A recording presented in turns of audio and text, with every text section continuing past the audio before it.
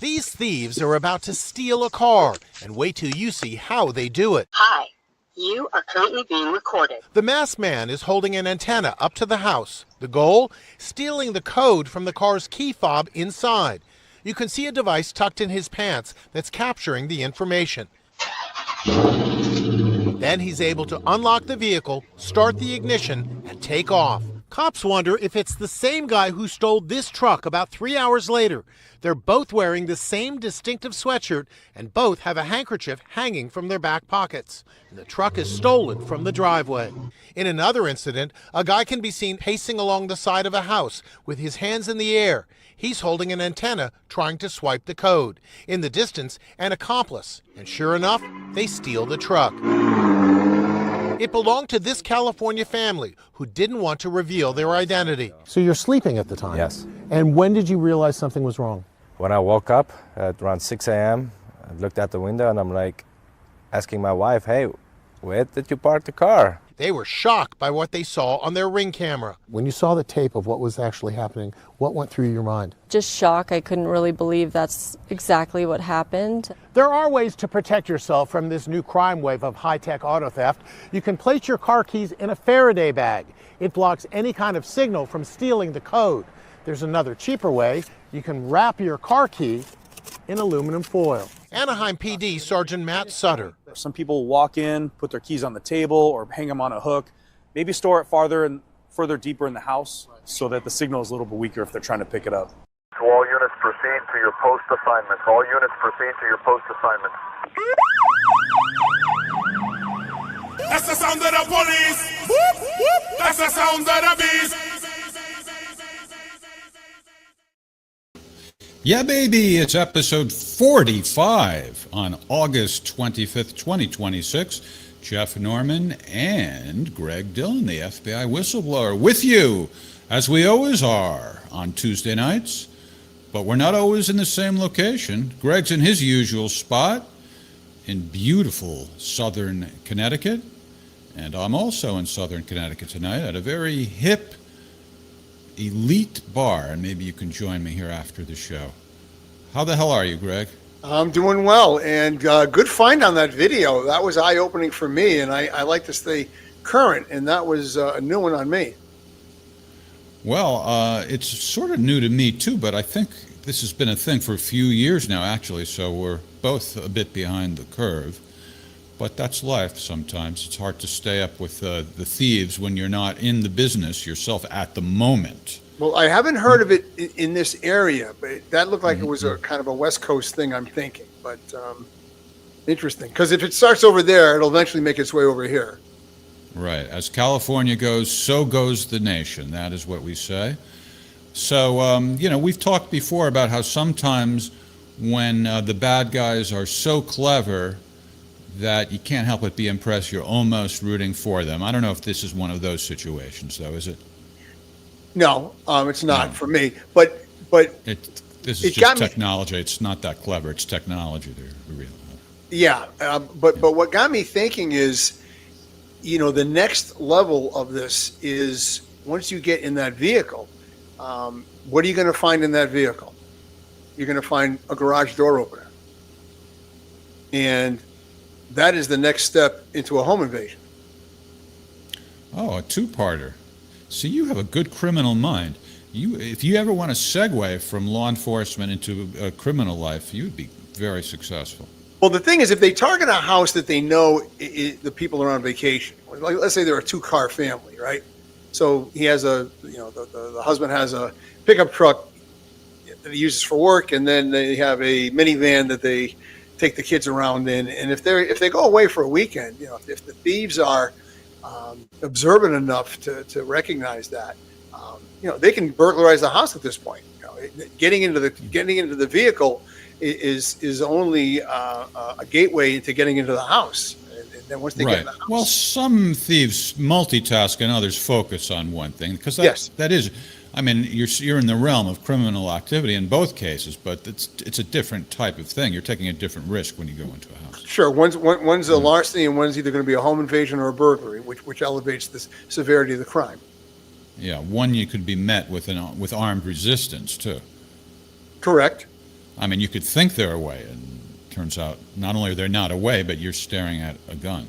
Well, I mean, normally anybody who's good at it is going to ring the doorbell or knock on the door to see if a light goes on. If the light goes on, they're going to leave. If there's no response, then they're pretty confident that there's nobody home. Right. So coincidentally, I have been exposed to this technology and how to deal with it, but for a different reason lately. In the community where I live, there's a swimming pool and a gym that up until now has not been accessible to the people who live in my particular apartment building. But recently, it's been made available. We now have access to it. So I was thinking, well, what am I going to do with my electronic fob? Because I don't want to bring it into the pool with me. I mean, it would be ruined. And if I just leave it by the side of the pool, which, you know, it's not the biggest risk in the world, but then there's the risk that somebody will take it. And to leave it in the car, well, you can't really just do that because then you can't get in and out. Mm-hmm. So I've been going through this whole big thing, and I went to a locksmith to get I couldn't figure out how to open the fob. There's supposed to be a metal key, emergency key inside it. Yes, yep. So I figured, all right, I'll go to a locksmith, ask them to open it up, and then make a copy of it. And then I could go swimming with the metal key, and then leave the fob inside the car. This is what I mean, I become familiar with it, because they sell these things, Faraday pouches, yep. and it blocks the signal, or you can just put aluminum foil around it. So that's what people have to do so it doesn't happen when they're, to get their car stolen. It would be the same thing. Mm-hmm. Anyway, so I go through this whole thing, and the locksmith opens the fob, and there's no metal key in there. So I bought the car new about 2 years ago, and never got the emergency keys. Really? Yeah. Never heard of that. Yeah. So I had to take a drive to Connecticut without an emergency key. But anyway, that's my little problem. Do you have a second backup fob, or? Yeah. Actually, I brought that with me just in case. Good. Yeah. And then I stupidly put it in my suitcase, and I'm doing like 2 or 3 loads of my car. So I put the suitcase in the car, and then the car won't lock. I'm like, why won't the car lock? Why won't the car lock? It's because the fob was in there. Yeah. And so anyway, it's not easy to open up a big suitcase in the car. And so I had to like take it out, go back up to my apartment, open up the suitcase, and take it. That's how my trip began. Anyway, and it didn't go much better. I'll have you know after that. God, traffic was a nightmare. Oh yeah, yeah, always One thing is. after another. Yep. One thing after another. Especially this time of the year, everyone's trying to squeeze in that last vacation before school starts, or kids are going back to college. So you get that kind of traffic, and Yeah, I was thinking it must be that, because I did it in 2 days. I drove on Sunday afternoon, which I thought wouldn't be too bad, but it was terrible. Yep. And then I did day 2 on Monday, which I don't know how Mondays usually are, but they're not as bad as Fridays. I know that, but it was absolutely horrendous. Just one traffic jam after another. Yeah, I know. I showed up frazzled. Anyway. It does take a toll on you when you finally do arrive at destination. Speaking of tolls, that's another thing. Yeah, Easy Pass. I don't have an Easy Pass, and I don't even, drive that often, long distances that is. So before I took my trip, I asked Gemini, the Google AI lady or guy, how do I pay the tolls? And he says, they'll send you a bill. And I've gotten bills before, so I know what they're talking about. I go, okay, great. So I said, so I don't have to worry about anything else on the trip? I don't have to worry about doing anything when I drive in the way of tolls. No problem. It's all going to be bills. Anyway, 2 different times I was confronted with tolls that I had to pay. And it said cash. I don't know if I had to pay cash. I actually did have cash on me. Anyway, I'm going to bore everybody. No, but you're better off. You bite the bullet and get the Easy Pass. Trust me, in the long term, it's worth it. Yeah, maybe I will. But the point is, I didn't know what the hell to do on this trip, and it was brutal. All right, I'll stop. I already bored. I think my sister and brother-in-law Monday. What's today? Yeah, last night, telling them my tales of woe from the road. Hey, you got to vent. You have to vent with somebody. I know. Nothing more exciting Nothing more exciting than listening to somebody tell you about their traffic problems. All right, I'm a boring guy. Hey, Lonesome Fugitive, how you doing? Who's John? Oh, John, Somerville John. I thought somebody named John is working with us. Well, actually, he sort of does work with us. There we go. Somerville John. All right, so anyway, let's stick with the theme, but flip it. Technology. The criminals were using new technology, as we just saw, and now law enforcement professionals have some new technology that they are using. I guess prison guards in some prisons have been using this for a couple or so years, but now ICE is going to start using shock gloves. Let's take a look at it. New report indicating that ICE now plans to spend $20 million to arm agents with gloves that give electric shocks. And tonight here, the new confrontation now under the microscope, an ICE agent seen with his weapon confronting a mother in her car. Here's Jay O'Brien. With ICE tactics already facing fierce scrutiny, tonight the Department of Homeland Security is planning to spend up to $20 million on specialized gloves agents can use to incapacitate someone with an electric shock simply by touching them. DHS describing them as de-escalation devices, saying their officers are trained in use of force. Give me your hands, give me your hands. Oh! The technology called the glove, or generated low output voltage emitter, seen here in a demo from the manufacturer. You ready? Here you go. Oh! In a manual, the company Compliant Technologies recommends avoiding use on the elderly, small children, pregnant women, and the severely handicapped. This comes as another ICE confrontation is under the microscope. Virginia mother Carolina Molina says an ICE agent seen here brandished his gun after she shouted at federal agents detaining people. The one that tried to run us over. The agents accuse her of trying to run them over, which Molina says this dash cam video shows is false. When I saw him pull in front of me and take the gun out, because as he's walking up, the gun is already out, and then he starts pointing it at me. David, in a statement tonight, the Department of Homeland Security again accused Molina of trying to harm agents with her car during an operation, which she strongly denies. Molina could face, the department says, criminal charges, although they didn't specify for what, David. Jay O'Brien, live in Washington. Jay, thank you. Thank you, Jay. All right, go ahead. Comment? Don't be shy, Greg. Let it out. No, I mean, I think the gloves are a great idea. If you're making contact at that close a distance with someone, they're obviously in custody or about to be in custody. So I think it's probably a safer alternative than using a taser. The taser, Absolutely. You have a projectile with barbs on it that penetrate the skin. This one, all they need to do is make contact with with the skin directly. And Right. they get the compliance. And again, if you don't resist or interfere, they're not going to use the glove. Right. And of course, I mean, I'm not an expert on it, but let's assume this information is correct, what you just said, and I think it is. All the anti-ICE zealots, and even the media in this report we just saw, I mean, why do they have to conflate complaints against ICE with their report? They're really two separate issues, and there's nothing wrong with complaining about ICE. Maybe the complaints are valid, maybe they're not, but on the surface, there's nothing wrong with complaining about ICE. But it makes no sense at all to say that, well, they shouldn't have the shock gloves because you can't trust ICE. Because I mean, what do they want? What else are they? Yeah, supposed to give feather dusters and then tickle them into submission?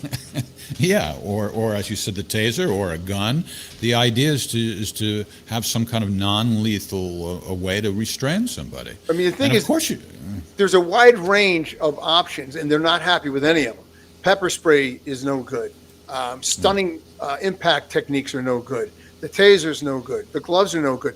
How about we go back and say, well, don't resist, and none of these things become a factor. Yeah, well, compliance will eliminate all of those options. Debbie Easter agrees with you, Greg. Oh, good. Check it out. Reduces the struggle, so says Debbie. And she was not enthusiastic enough, so she comes back with another comment. Shock gloves are perfect. Only one exclamation point there, Debbie. Don't be stingy. Debbie's a solid patriot, so. All right, very good, Debbie. So anyway, that's the story. So of course, this will only help in certain situations. You know, we've been talking about what's Stevie's last name in Hartford? Do you remember? Stevie Jones. Was that his last name? All right, let's pretend it's Jones. Tonight it is. Yeah, no, it probably is. You know, in a situation, the guy that was wielding the knife, the shock gloves won't help then. But in a tussle like that, when you're already physically tussling with the people, or you don't believe they're armed, that would be the time to use it, right? Yep. Yeah. All right, this is in the category of, boy, you think you've seen everything. Well, apparently you haven't. Here is a chase, I believe this was in Southern California, a guy on a bike, and he has a bit of a problem in that he is running out of gas. And how are you going to flee the cops on your motorbike if you're running out of gas, right? That's a problem. Let's take a look. Now pulls into this gas station. He will be cornered here momentarily. He will not have much time to do anything, but he's got several seconds for them to catch up here. So as he basically looks around, most likely here's the helicopters. He is trying to get gas. They will be pulling in here, guys. I've got to believe any second. Pulled the pump.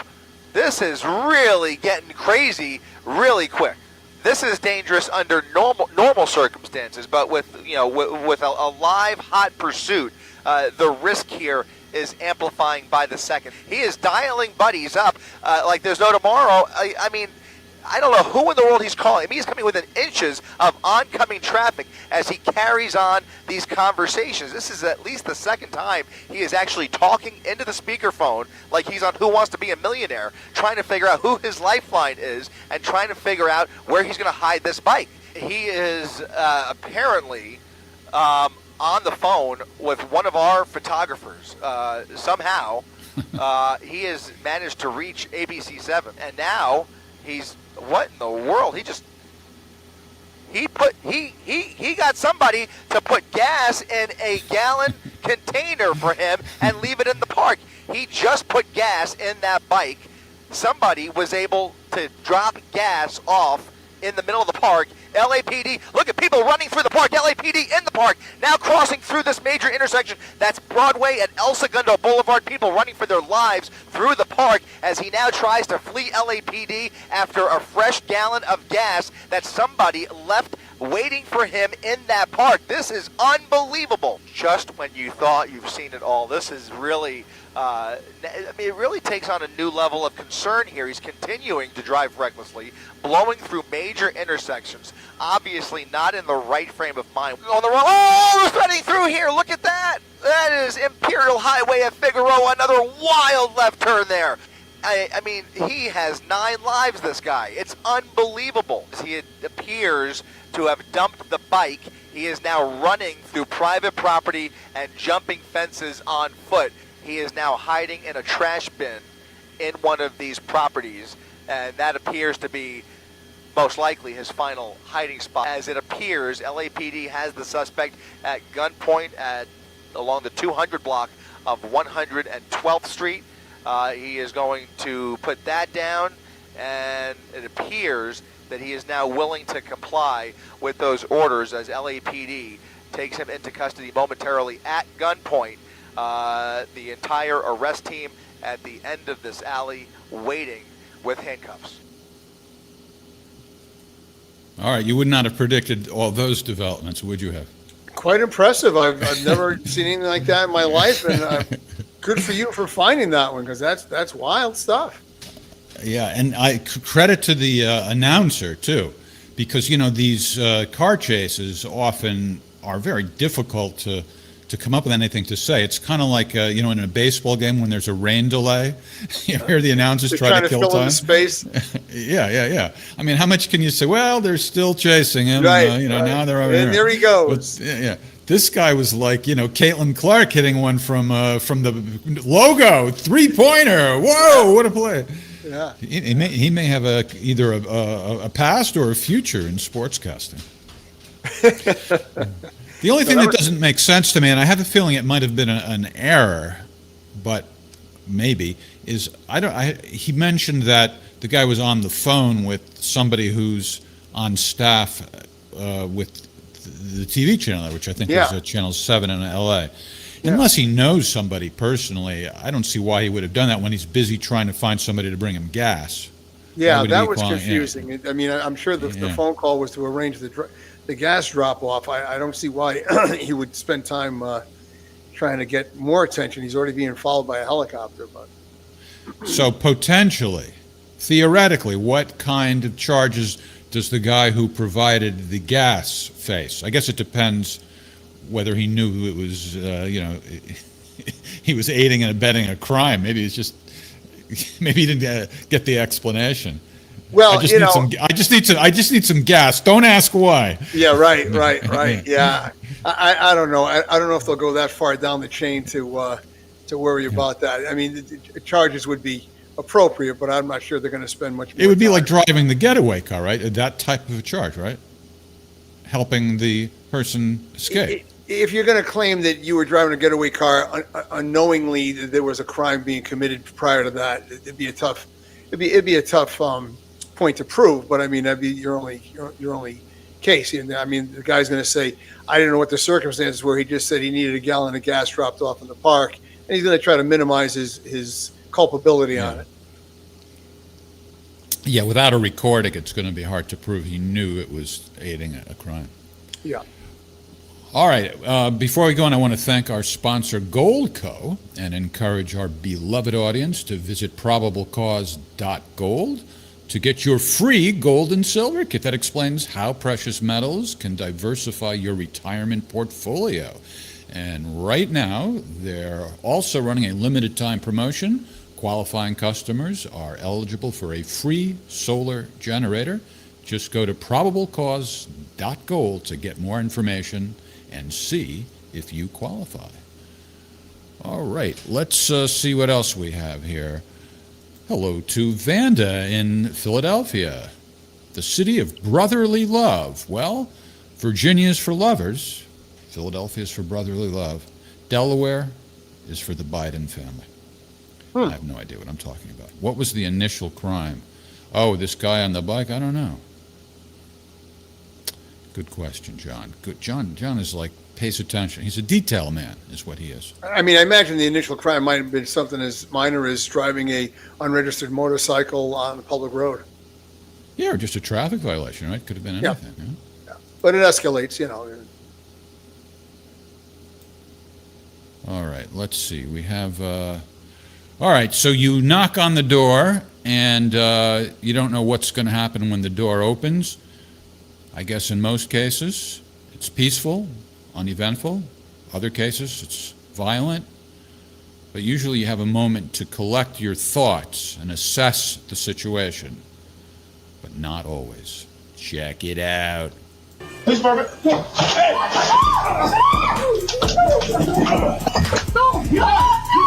Get back! Get down! Stop it! Get away! Go! Stay there! Stay there! Stay there! Hey! You got nothing! I'll put it down. Get those shock gloves out. All right, has it ever happened to Greg?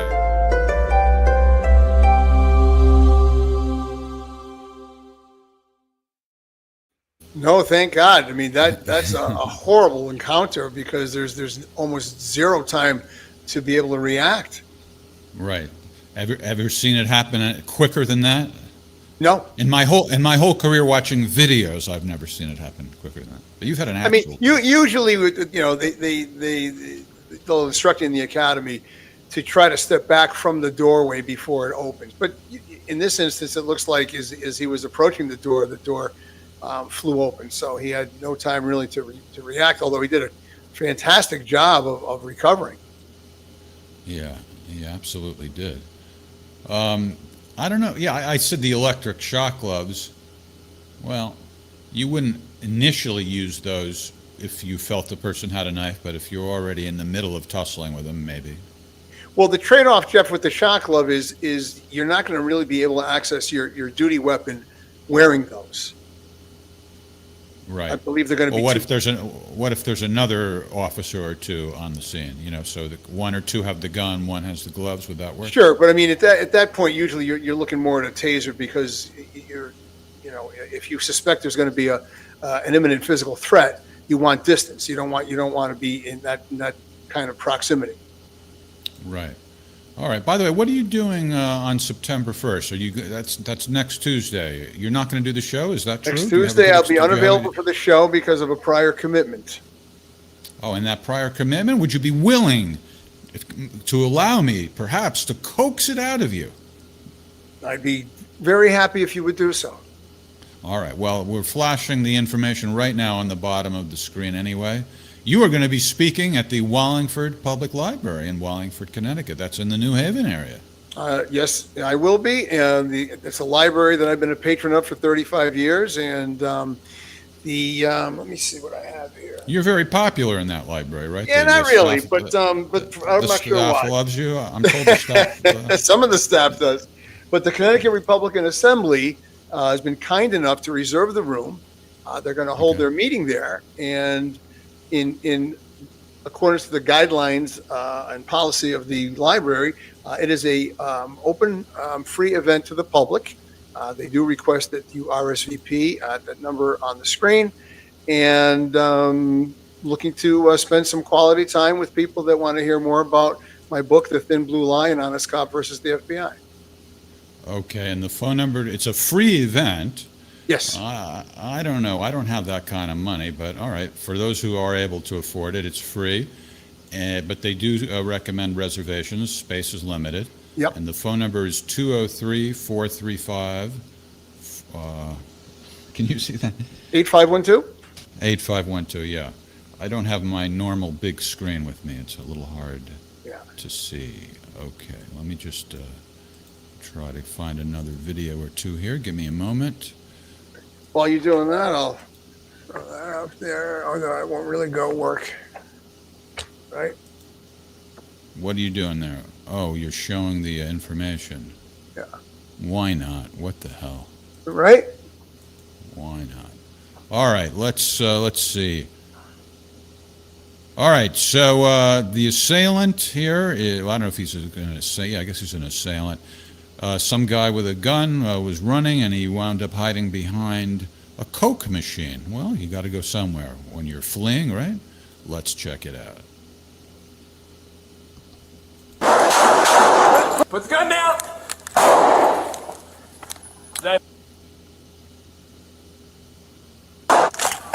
Put the gun down. 6'4", he's got 3 people at gunpoint. Put the gun down, right now. Put the gun down. He just ran into the building. Hey, put the gun down. Put it down. Put it down. Put it down. Put it down. Put the gun down. Is that him? Is that him? Yeah, okay, that's he's him. behind me. He's behind the Coke machine right here. Okay. Okay. I can't. Guns down. Okay, look. Guns down. Guns down. Put the gun down. We can't. He already did. Don't reach for it. No, don't. Wow. How often do you see that? Do you talk the guy into putting down his gun, and then he decides to take it anyway? That's just the sign of a person who has who's- a history of bad decision making.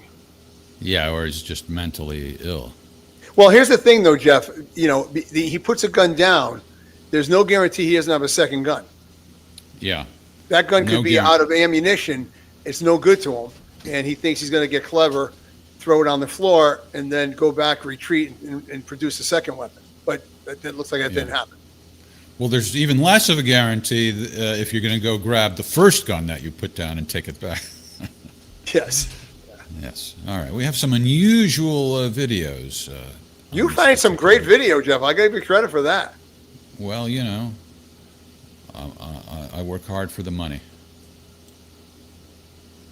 Let's see. Is Helen with us? Helen, are you going to be driving up to Connecticut on September 1st to see Greg at the Wallingford Library? That's not far. It's not too far from Washington. I drove all the way from North Carolina, so you can drive. Washington's like halfway, more or less, right? It's only 300 miles. That's all. I made that trip many times. Get into it. Wallingford Public Library, September 1st. She'll be there. Guarantee. Maybe Stefan will show up too. Oh boy. All right. Well, we can never get enough of ice antics, so let's treat ourselves to an ice video. Why not? How you feel? What's up? Don't look on me again. Step back. Step back. I'm moving over. I'm on a public road. He's not doing anything. You're saying that. No! He's not doing anything. He's not doing anything. No, he's not doing anything. You need to stand over there. No, he's not. I'm gonna stand right here. He's not doing anything. I'm gonna stand stand right here. I'm gonna stand right here. I'm gonna stand right here. He's not doing anything. Not now. He's not. So we addressed this issue a little bit with the Minneapolis stuff, the issue being, are you or are you not interfering with an officer in an unlawful manner when you go nose to nose with them? And, you know, I don't know where the line is, because certainly you have free speech. You can be in the general vicinity and yell at the cop, but how close is too close? What do you think? Did this guy cross the line? Absolutely crossed the line. By how much? Well, enough to justify them taking him to the ground. He had to go face to face with this guy. The guy gave him sufficient warning. Once he saw him unsling, he should have known that time was up. And why can't he back up and move away?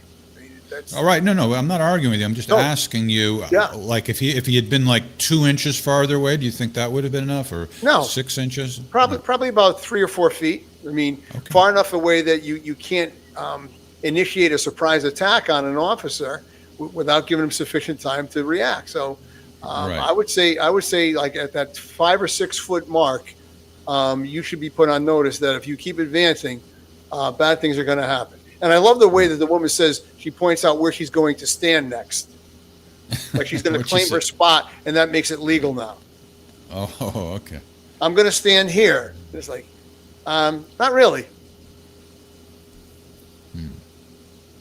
All right. Well, we don't know exactly what happened, but we would call that interfering with an officer in the line of duty. Is that the charge, something like that? Interfering is what the charge would be in Connecticut. Failure to obey an officer's instruction, or whatever the state statute is that's appropriate. But there's usually a statute that would cover that type of an interaction. Yeah. Right. So it's not just distance, I would think. It's, if you're talking to a cop in a friendly demeanor. Correct. If you're asking for directions, or you can't read something and you're showing it to them. But when you're going to get confrontation, the body language is big, and they teach you that in the academy. The way they posture up, where their hands are located, all those types of things. All right. Let's go to the fights, shall we? Sure. I'm recording it. I'm recording it. With him. Yeah. Always picking with you. You always picking, Captain. Always. Yeah, he is. You're always listen to the bystanders. They need to beat his ass. Because they want to do something to somebody anyway. You picked that door in. You always pick. I should explain that according to what I read, this guy, there was a warrant out for his failure to pay child custody, and the cop went to his car door. The guy wouldn't open his window or his door, and the cop busted his window, and that's what these bystanders are yelling about. Of course, I question. Well, what? No, I'm going to say I question the judgment of the police officer to break a window without having backup officers already on the scene. There's no urgency to make that arrest, and he should have waited until he had at least 2 or 3 other officers with him. But that's just me. Okay. Well, somebody does show up in a minute, you'll see. Eddie. Stay in that car. You're gonna pay for busting my window out. You're paying for busting my window out. It ain't even that damn deal. You got a warrant. No, for what? No, he got a warrant. What he got a warrant for? I'm his mother. What do he got a warrant for? Get out of my face. Now you pushing the mama. He all on video. He another one they need to fire his ass too. What? Yeah. What? I got a warrant for his ass. He been need to been fired. Pushing the mama. Can't push the mama. There's an exemption there for pushing the mama. Why you don't bust my window out? You're paying for my window. You're paying for my window. Mm-hmm. It's all about the window. What I got to win for? I didn't bust your window. Yeah, like he didn't kill somebody. This guy's going to prison for 10 years, but they're worried about the window. Exactly. What do he got a warrant? He don't know. Because he don't know. He don't have a warrant. He's facing a felony charge for assault, and he wants to know what the warrant's for. Bro, I'm not even going nowhere. No, I'm not getting on that ground for you. He's just mad about Jada. Fuck, you push my guy. You crazy. Look at it. So what about the level of force that the cops using? Let me lower the volume. What do you think about the level of force the cops using? Well, he's certainly using the minimum amount of force that he could be using. I mean, that's violent resistance, and he should escalate. But he should have had backup there before he broke a window. Yeah. Here's the siren. Do you hear the siren? You bust my window, and you're gonna pay for it. Let me go. He underestimated the scenario when he broke the window without backup. All right. You talked me into it, Greg. If I'm ever in that position, I will not break a window without backup. And here comes help. Now, this guy says, all right, I'll take it. Why do you suppose he said that? Well, because he knows he already has a negative interaction going with the original officer. Plus, that guy's probably winded. So, okay. Yeah. Sometimes the second officer has the benefit of being able to diffuse the situation because it's a different person.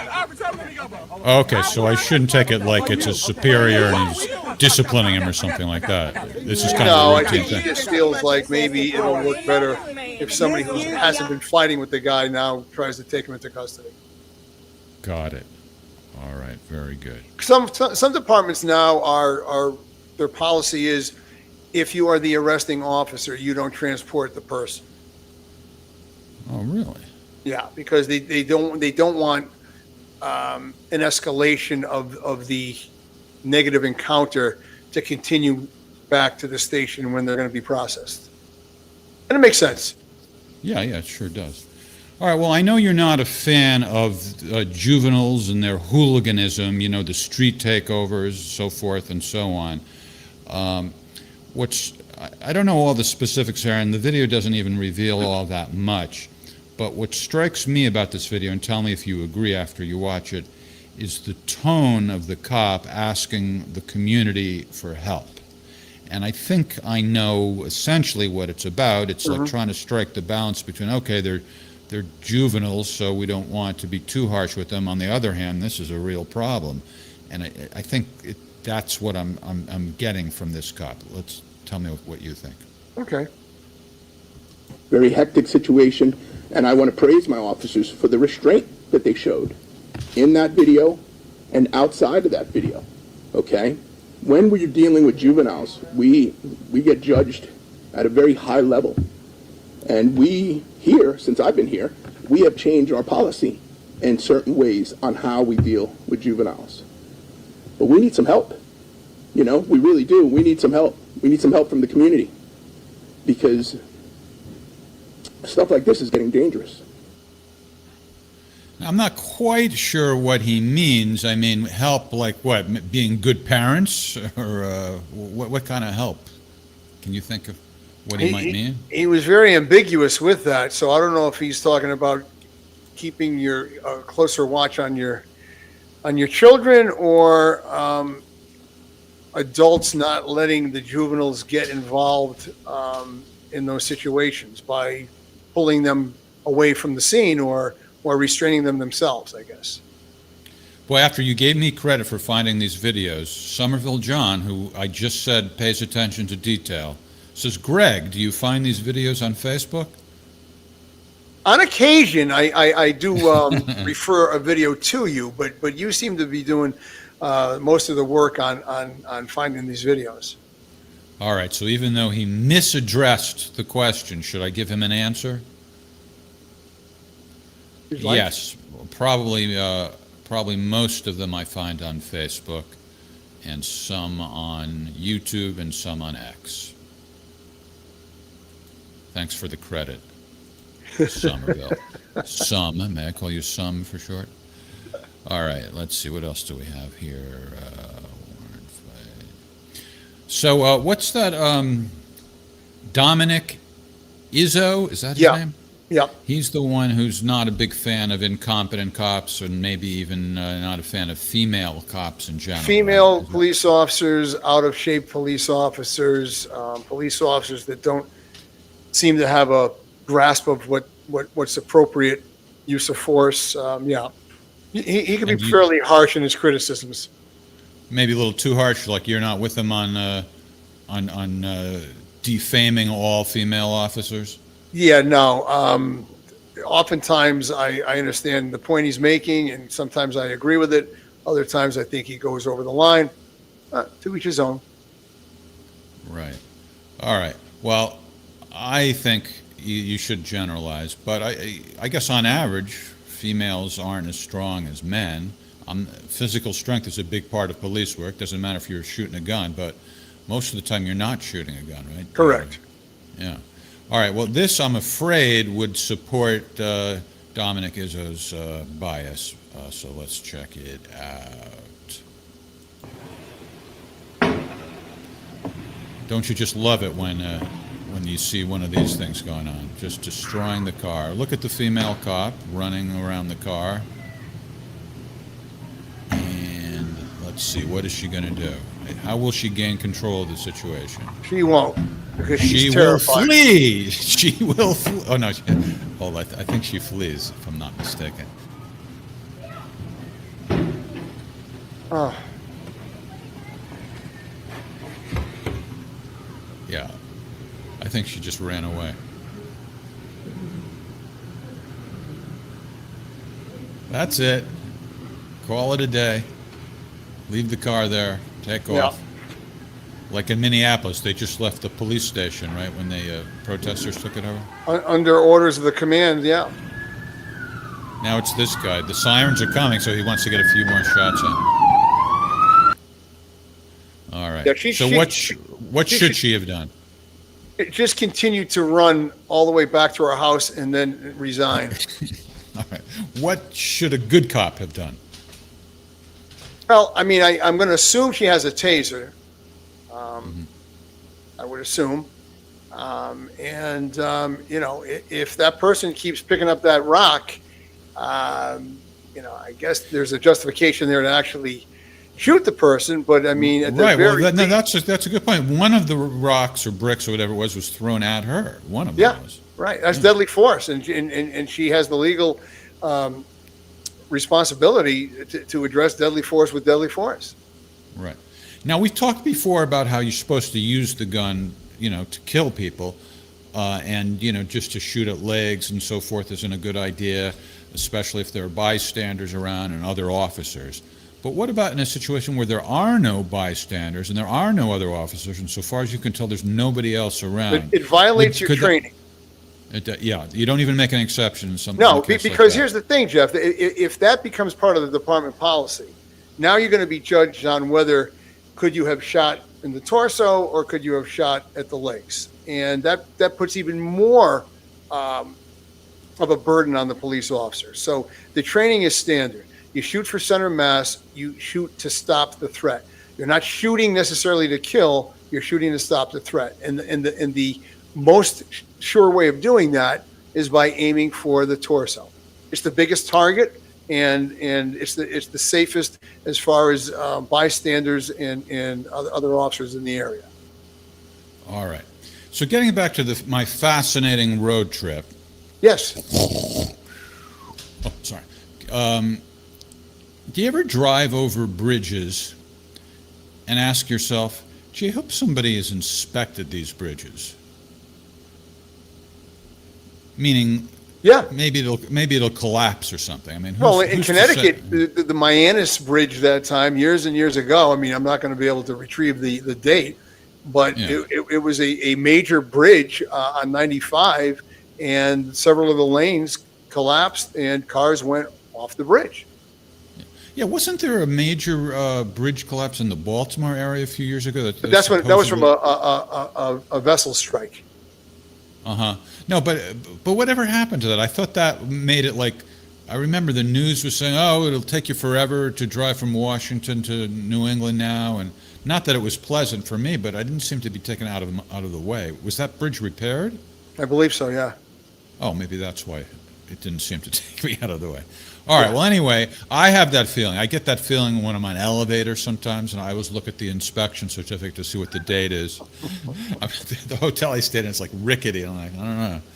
So I'm getting these feelings. I'm driving over these bridges. You never know. You never know. So watch what happened to these officers who go to make an arrest when they go up on a balcony.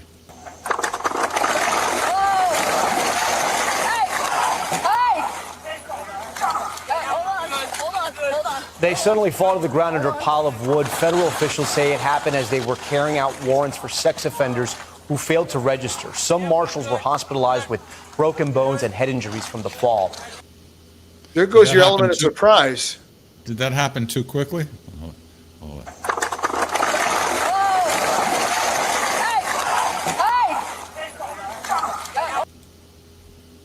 Right, you show up to make an arrest. You don't start inspecting the balcony to make sure it's structurally sound. You just go up there and do it. Well, I mean, that's a lot of weight in one place. I mean, not that it's an effective deck. Not that much weight. What? It's 8 people. Well, yeah, but you know the thing is, with you're wearing about 40 pounds of equipment. So you know if these are say 200-pound guys, now they're all 240-pound guys, and they're all in one area. Which is the reason why it happened, but the other reason is because it was obviously a defective build-out of a deck. Right. All right. Well, we got through a bunch of videos. I think that was all of them. I can't see. So far as I can tell, that's all of them. All right. So let's remind folks that you are going to be at the Wallingford Public Library. Public Library. And I also want to look up who our guest is on the Winers Thursday night. Stanislav. I forget how to pronounce his last name, so I want to... You did good with the first name. Yeah, it's a Russian name. And hold on a second here. He's been on our show before.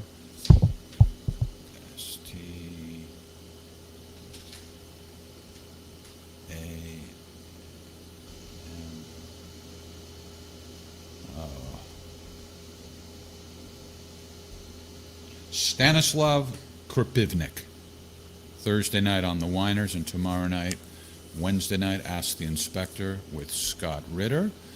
And before we say goodnight, let's take a look and see if we have any more comments here. Deck had to be from China. Do we make them better here?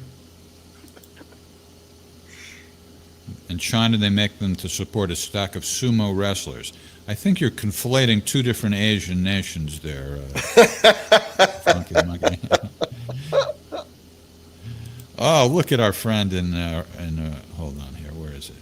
Honey Merchant in Iran. He knew it before I knew it. Krapivnik, right? Oh, you like him? You like him, Honey Merchant? He's going to be. He's been on before. You've probably seen him. What's his forte? Russian policy? Yeah, he's I think he was in the American military. He's a geopolitical analyst, big following. He lives in Russia. I think he's of Russian descent, but he served in the American military for a period of time. Yeah. Good guess. Check. Yeah. All right. So thanks, Greg. And you want to meet me down at the bar? What do you have? Does it look inviting? It looks inviting. You'll have to, after the show, clue me into where it is, actually, because I'm not going to recognize it. All right. Are you cool enough to come into an elite, hip venue? Probably like this? not. Probably not. All right. Well, tell them you know me. They'll let you in. All right. Thanks to our beloved audience. Thanks to you, Greg. Take care, everybody. Thank you, Jeff. Good night.